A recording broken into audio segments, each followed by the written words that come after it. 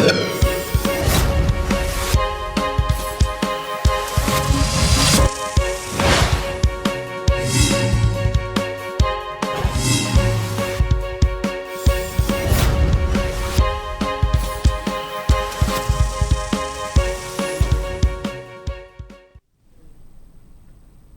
जन टीवी देख रहे हैं आप। मैं श्वेता शर्मा आपके साथ। खबरों की शुरुआत से पहले एक नजर डालेंगे अभी की हेडलाइंस पर। उत्तराखंड में बड़ा प्रशासनिक फेरबदल, 25 आईएएस समेत 38 अफसरों के प्रभार बदले, कार्मिक विभाग ने जारी किया आदेश।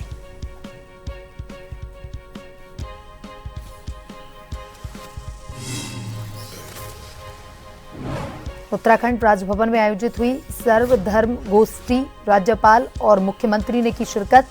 सभी धर्मों के प्रतिनिधियों ने दिखाई एकता अखंडता के प्रति प्रतिबद्धता।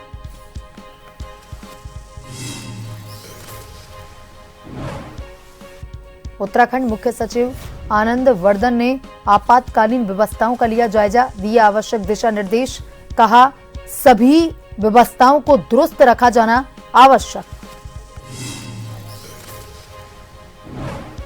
नैनीताल के लढ़ांग वीट में बाघिन का मिला शव, पोस्टमार्टम करवाकर सैंपल भेजे जांच के लिए। सभी अंग सुरक्षित पाए गए।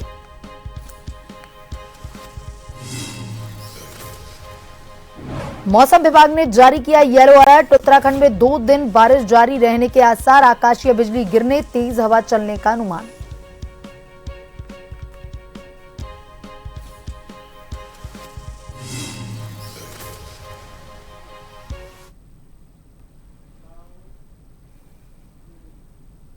और अब खबरें विस्तार से। उत्तराखंड में धामी सरकार ने प्रशासनिक बड़ा फेरबदल करते हुए 25 आईएएस और 38 अधिकारियों को इधर उधर किया। अभिषेक रुहेला को शिक्षा महानिदेशक और मुख्य सचिव आनंद वर्धन को वित्त, झरना कमठान को अपर सचिव वित्त की जिम्मेदारी दी गई।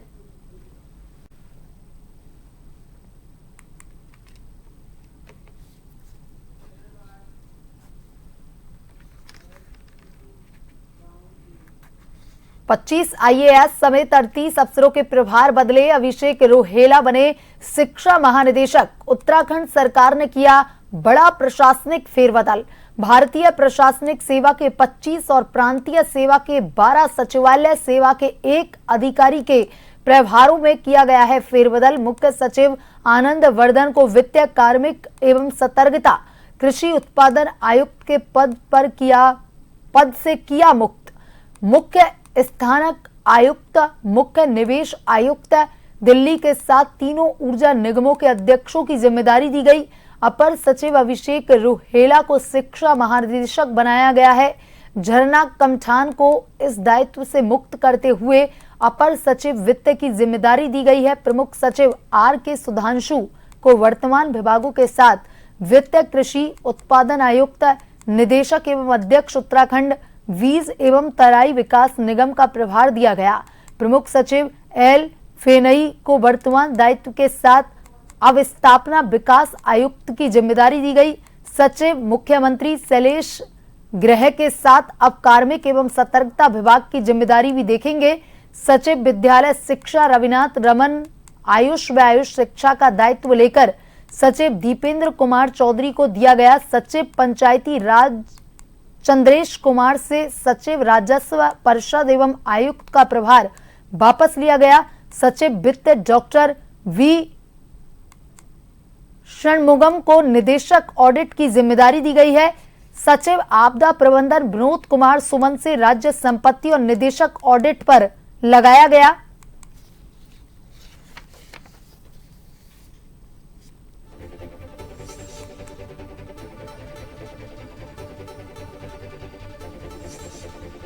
राज्य संपत्ति की जिम्मेदारी सचिव रणवीर सिंह चौहान देखेंगे। वाद्य प्रतीक्षा में रहे सचिव श्रीधर बाबू को नियोजन का प्रभार दिया गया। सचिव कौशल विकास सी रविशंकर अब वन का प्रभार देखेंगे। अपर सचिव डॉक्टर अहमद इकबाल को महानिदेशक निबंधन आयुक्त कर की जिम्मेदारी से किया गया मुक्त। अपर सचिव सहकारिता सोनिका आयुक्त कर महानिरीक्षक निबंधक व मेलाधिकारी कुंभ का दायित्व देखेंगी। अपर सचिव ऊर्जा रंजना राजगुरु को आयुक्त एवं सचिव राजस्व परिषद, अपर सचिव देव कृष्ण तिवारी अब मुख्य कार्यपालक अधिकारी उत्तराखंड खादी ग्रामोद्योग बोर्ड भी होंगे। हरिद्वार के डीएम करमिंदर सिंह ने मेलाधिकारी कुंभ हटा दिया गया है। टिहरी के डीएम मयूर दीक्षित को उपाध्यक्ष जिला विकास प्राधिकरण की जिम्मेदारी दी गई है। समाज कल्याण एवं आयुक्त दिव्यांग जन का पद सचिव रवनीत चीवा को सौंपा गया। संयुक्त मजिस्ट्रेट नैनीताल वरुणा अग्रवाल को मुख्य विकास अधिकारी टिहरी बनाया गया। संयुक्त मजिस्ट्रेट मसूरी अनामिका को मुख्य विकास अधिकारी नैनीताल की जिम्मेदारी दी गई।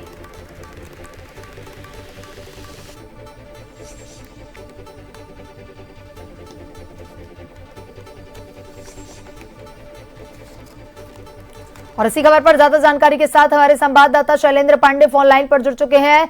शैलेंद्र, उत्तराखंड में धामी सरकार ने बड़ा फेरबदल किया है। यहां पर 25 आईएएस समेत 38 अफसरों के प्रभार बदले गए हैं। किसको कौन कौन सा प्रभार मिला है शैलेंद्र? बिल्कुल, आपको बता दें श्वेता कि कल रात में सरकार ने एक बहुत बड़ा फैसला लिया है और प्रशासनिक स्तर पर काफी फेरबदल किया गया है। अगर बात किया जाए तो मुख्य सचिव जो आनंद वर्धन है, उनको तीनों ऊर्जा क्षेत्र का जिम्मेदारी मिला है। वहीं पूर्व डीएम और को देख रही सोनिया को अब कुंभ मेले का आयोजन का प्रभार मिला है, क्योंकि 2027 में हरिद्वार में अर्ध कुंभ का आयोजन किया जा रहा है। इसी तरह और बहुत सारे सचिवों को अलग अलग विभागों की जिम्मेदारी दी गई है और इस सरकार ने बहुत बड़ा फैसला लिया है। शैलेंद्र, ये प्रभार जो सौंपे गए हैं, 25 आईएएस समेत 38 अफसरों के प्रभार बदले गए हैं, अब इससे क्या कुछ नया परिवर्तन वहां पर दिखाई देगा? बिल्कुल श्वेता, बता दें कि जब भी प्रभार बदला जाता है तो जो इसलिए बदला जाता है कि जो विभाग हो उसमें अच्छा काम हो और उसमें बेहतर काम हो। इन्हीं सब बेहतर कामों को लेकर के फिर बदल किया जाता है। पहले से सरकार उसका निरीक्षण करती है कि किस विभाग में क्या चल रहा है और बेहतर क्रियाकलाप के लिए इस तरह का परिवर्तन किया जाता है। और ये सरकार का एक प्रोसेस है, 2-3 साल या बीच बीच में सरकार करती रहती है, अपने हिसाब से करती रहते हैं। तो इन्हीं सब को देकर के क्योंकि सरकार और बेहतर ढंग से प्रशासनिक काम हो, इसको देकर के ये फेरबदल किया गया है। श्वेता जी शैलेंद्र, तमाम जानकारी के लिए धन्यवाद।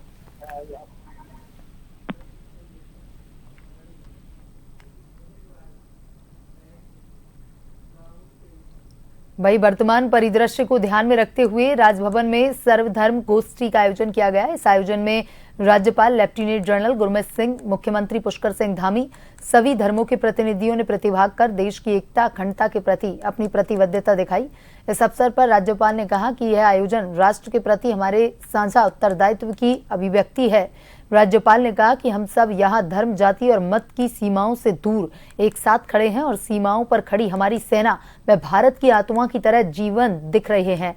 उन्होंने कहा कि एक पूर्व सैनिक होने के नाते मैं जानता हूं कि एक सैनिक की सबसे बड़ी ताकत उसका परिवार, उसका देश और उसका मनोबल होता है और आज की यह हमारी गोष्ठी सैनिकों के मनोबल को सशक्त करने का प्रतीक है। राज्यपाल ने कहा कि सभी धर्मों का मूल संदेश एक ही है।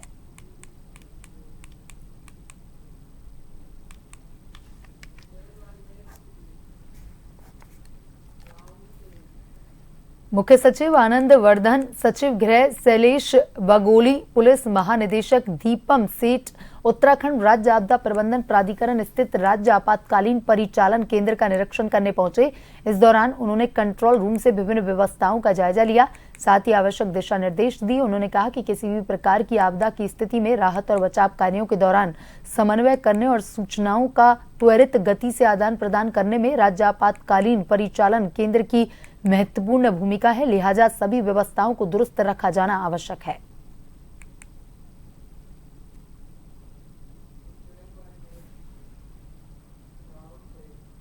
वहीं हरिद्वार में पुलिस ने स्टंटबाज युवक पर कार्रवाई की है। बहादराबाद थाना क्षेत्र के गांव में राजपुताना का शाहरुख नाम का युवक बाइक से स्टंट कर सोशल मीडिया पर वीडियो शेयर कर रहा था।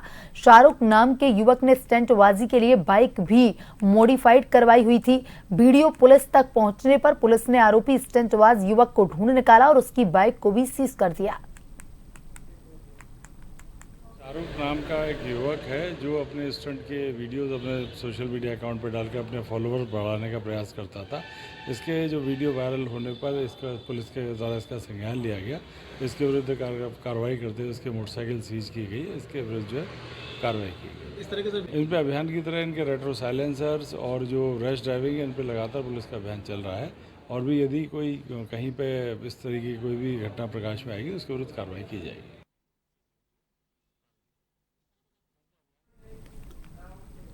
वहीं कॉर्बेट नेशनल पार्क के झरना रेंज स्थित लाल ढांग वीट में शनिवार सुबह गश्तकर्मियों को करीब 8 साल उम्र की एक बाघिन का शव पड़ा मिला। ढेला रेंज के रेंजर नवीन चंद्र पांडे ने इसकी सूचना उच्च अधिकारियों को दी। मौके पर पहुंचे वन्यजीव चिकित्सक डॉक्टर दुष्यंत कुमार और उनकी टीम ने शव का पोस्टमार्टम कर सैंपल जांच के लिए भेजे। उन्होंने बताया कि बाघिन के सभी अंग सुरक्षित पाए गए हैं। पोस्टमार्टम रिपोर्ट आने के बाद ही मौत के असल कारणों का पता चल पाएगा। उन्होंने प्रथम दृष्टि में बताया कि बाघिन का दूसरे बाघ से संघर्ष हुआ होगा जिसमें बाघिन की जान चली गई।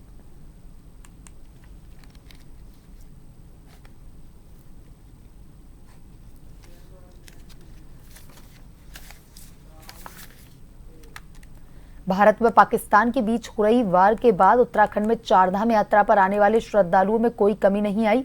चारधाम यात्रा के लिए श्रद्धालु रजिस्ट्रेशन करवाने के बाद उत्तराखंड का रुख कर रहे हैं।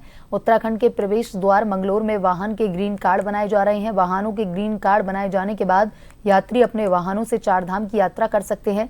वहीं प्रशासन ने भी सुरक्षा के कड़े इंतजाम किए हुए हैं। चारधाम यात्रा को लेकर उत्तराखंड नारसन बॉर्डर पर कांग्रेस के राष्ट्रीय सचिव काजी निजामुद्दीन ने भी परिवहन अधिकारियों के साथ मिलकर ग्रीन कार्ड सेंटर का निरीक्षण किया।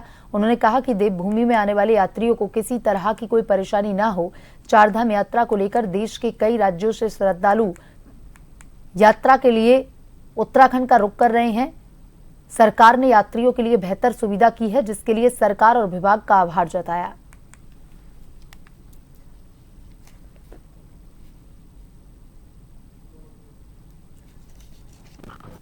ये एक अच्छी पहल है और चारधाम यात्रा में जितने भी व्यावसायिक वाहन आते हैं देश भर से, उनके पेपर्स पूरे नहीं हो पाते या जगह जगह उनके कागज़ चेक होते हैं। तो यहाँ उत्तराखंड के नारसन चेक पोस्ट पर ट्रांसपोर्ट डिपार्टमेंट ने जो व्यवस्था की है जिसमें कि सारे कागज़ एक ही जगह चेक हो जाएंगे और चेक होने के बाद उनको एक ग्रीन कार्ड इशू हो जाएगा और वो ग्रीन कार्ड कहीं भी फिर पूरे यात्रा में किसी भी पॉइंट पर अगर कागज़ चेक होंगे तो वो ग्रीन कार्ड दिखाने भर से उनका काम हल हो जाएगा। यहाँ थोड़ा समय ज़रूर लगेगा लेकिन ये फिर सुचारू रहेगी पूरी व्यवस्था, पूरे उसमें ट्रैफिक रूट पर उनको कहीं दिक्कत नहीं आएगी।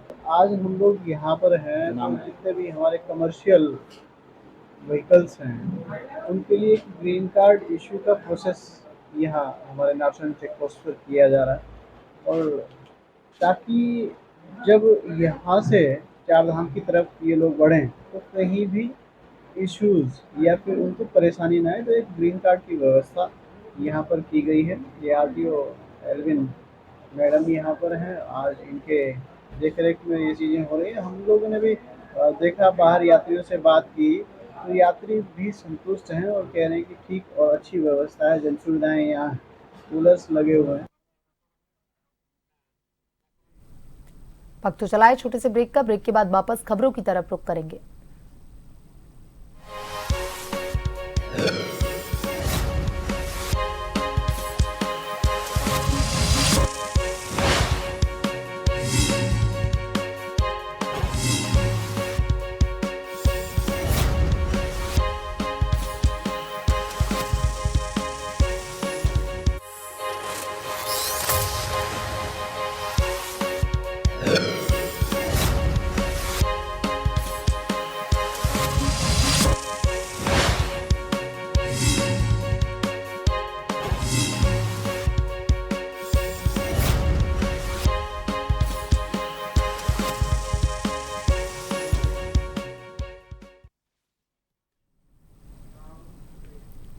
ब्रेक के बाद एक बार फिर से आपका स्वागत है। ये बढ़ते हैं खबरों की तरफ। उत्तराखंड के नैनीताल में कई इलाकों में बारिश हुई। भारतीय मौसम विभाग ने शुक्रवार को राज्य की कुछ जगहों के लिए ऑरेंज अलर्ट जारी किया था।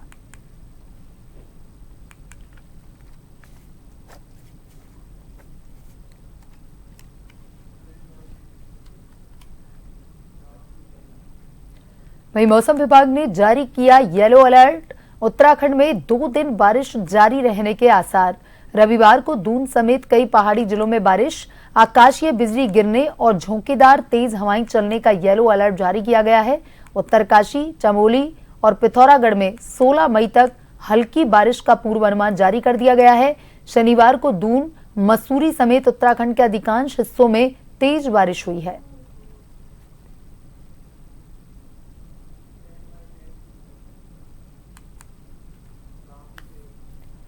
सीएम योगी ने मातृ दिवस पर बधाई दी है। सोशल मीडिया एक्स पर पोस्ट कर लिखा, मातृ दिवस की समूची मातृ शक्ति एवं प्रदेशवासियों को हार्दिक शुभकामनाएं।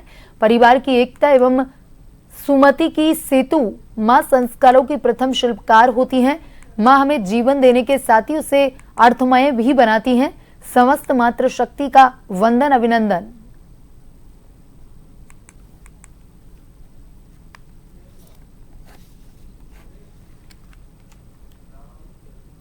उत्तर प्रदेश के कानपुर में शनिवार को 4 बसों में भीषण आग लगी। ये घटना कृष्णा नगर इलाके में हुई।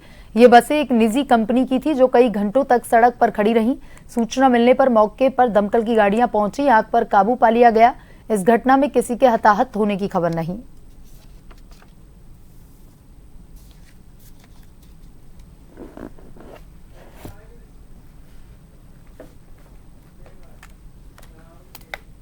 और नजर डालेंगे अभी की हेडलाइंस पर। उत्तराखंड में बड़ा प्रशासनिक फेरबदल, 25 आईएएस समेत 38 अफसरों के प्रभार बदले, कार्मिक विभाग ने आदेश जारी किया।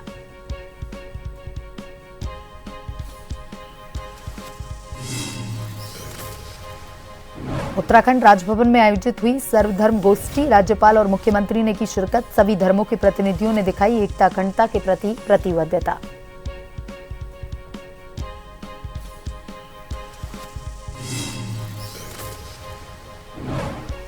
उत्तराखंड मुख्य सचिव आनंद वर्धन ने आपातकालीन व्यवस्थाओं का लिया जायजा, दिया आवश्यक दिशा निर्देश का सभी व्यवस्थाओं को दुरुस्त रखा जाना आवश्यक।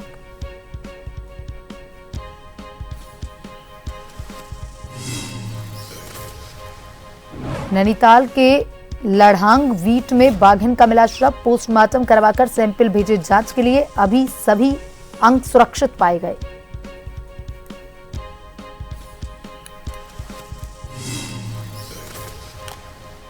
मौसम विभाग ने जारी किया येलो अलर्ट। उत्तराखंड में 2 दिन बारिश जारी रहने के आसार, आकाशीय बिजली गिरने, तेज हवा चलने का अनुमान।